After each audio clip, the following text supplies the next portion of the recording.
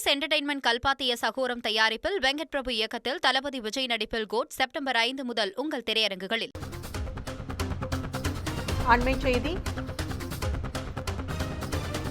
ஆந்திரா மற்றும் தெலுங்கானாவில் கனமழையால் ஏற்பட்ட வெள்ளத்தில் சிக்கி இதுவரை 35க்கும் மேற்பட்டோர் உயிரிழந்துள்ளனர்.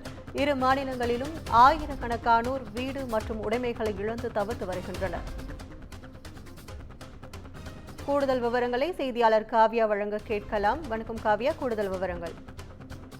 வணக்கம்.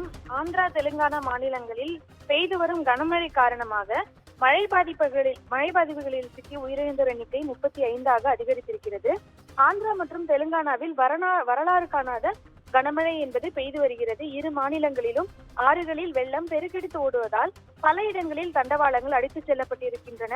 தொடர்ந்து ஆந்திரா தெலுங்கானாவில் செப்டம்பர் 6ஆம் தேதி வரை 438 ரயில் சேவைகள் ரத்து செய்யப்பட்டுள்ளதாகவும் அறிவிக்கப்பட்டிருக்கிறது. இதனிடையே வங்கக்கடலில் உருவான ஆஸ்னா புயல் நாளை மறுநாள் ஆந்திரா அருகே கரையை கடக்கும் என முன்னெச்சரிக்கை விடுக்கப்பட்டிருக்கிறது.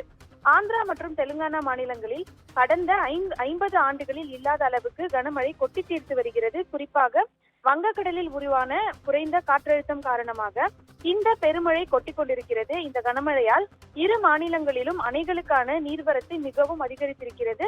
இதையடுத்து அணைகளுக்கு வரும் உபரி நீர் அப்படியே ஆறுகளில் திறந்துவிடப்படுவதால் கடும் வெள்ளப்பெருக்கு என்பதும் ஏற்பட்டிருக்கிறது. ஆந்திராவின் கிருஷ்ணா, புடமேரு ஆறுகளில் வெள்ளம் கரை புரண்டோடி வருகிறது. அதே போன்று ஆந்திராவில் பல்லாயிரம் கோடி ரூபாய் செலவில் நிர்மாணிக்கப்பட்டு வரும் புதிய தலைநகரான அமராவதி அப்படியே வெள்ளத்தில் மூழ்கி தத்தளித்துக் கொண்டிருக்கிறது. அமராவதி நகரின் திரும்பிய திசையெல்லாம் வெள்ளக்காடாகவே காட்சியளிக்கிறது. இதே போல விஜயவாடா நகரமும் வெள்ளத்தின் கோரப்பிடியில் சிக்கி தத்தளித்து வருகிறது. இந்த கனமழை வெள்ளத்தால் 6 லட்சத்துக்கும் அதிகமான மக்கள் பாதிக்கப்பட்டிருக்கின்றனர்.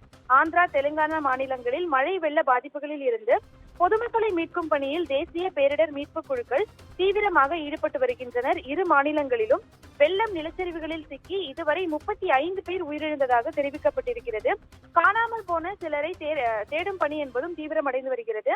ஆந்திராவில் வெள்ளம் பாதித்த பகுதிகளை ஜேசிபி எந்திரத்தில் சென்று முன்னதாக முதலமைச்சர் சந்திரபாபு நாயுடு பார்வையிட்டார்.